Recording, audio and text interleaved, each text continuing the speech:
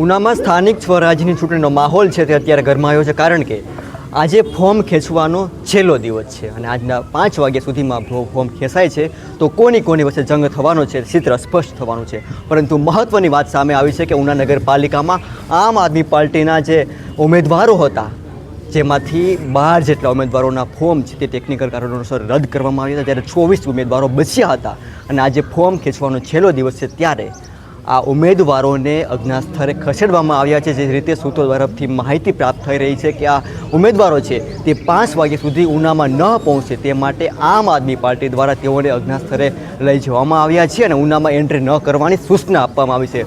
પરંતુ એકમાત્ર કોંગ્રેસ શહેરના પ્રમુખ હતા, તેઓએ પણ ઉમેદવારી કરી હતી આ નગરપાલિકાની ચૂંટણીની અંદર, તેનું ફોર્મ પણ રદ થયું। એટલે આખરે જંગ છે તે આપ અને ભાજપ વચ્ચે થવાનો છે, પરંતુ હજુ પણ આશરે 2 વાગ્યા છે પરંતુ એક પણ ફોર્મ ખેંચવામાં નથી આવ્યું। એક અપક્ષના ઉમેદવાર હતા, તેના તરફથી ફોર્મ ખેંચવામાં આવ્યું છે, પરંતુ હવે આપના 2 વાગ્યા પછી કયા ઉમેદવારો ફોર્મ ખેંચી શકે છે તેના પર સૌ કોઈની નજર છે।